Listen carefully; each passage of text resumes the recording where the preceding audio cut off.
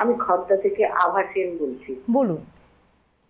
বলছি, ডাক্তারবাবুর কাছে আমার একটা কথা আছে, যে সেই কথা মানে প্রশ্ন আর কি আছে, যে ডাক্তারবাবু আইকিউ কি বাড়াবার কোনো ওষুধ আছে? আইকিউ কত আছে? আইকিউ লেভেল কত? 60।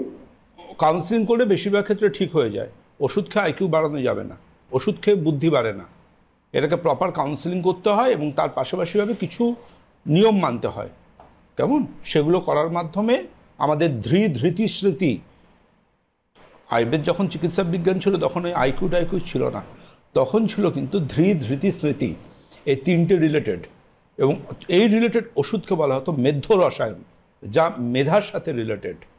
সুতরাং আমার এই ধরনের সমস্যার জন্য প্রচুর পেশেন্টরা আসেন, যাদের মধ্যে ধরুন হঠাৎ মনে হচ্ছে 9, 7, 8-এ উঠলো একটি ছেলে বা মেয়ে, বাবা মার খুব অবাধ্য হয়ে গেল, বাবা মা হচ্ছে ভুল, গোটা পৃথিবী ঠিক, আর্গুমেন্টাল, সবসময় আর্গুমেন্টাল নেচার।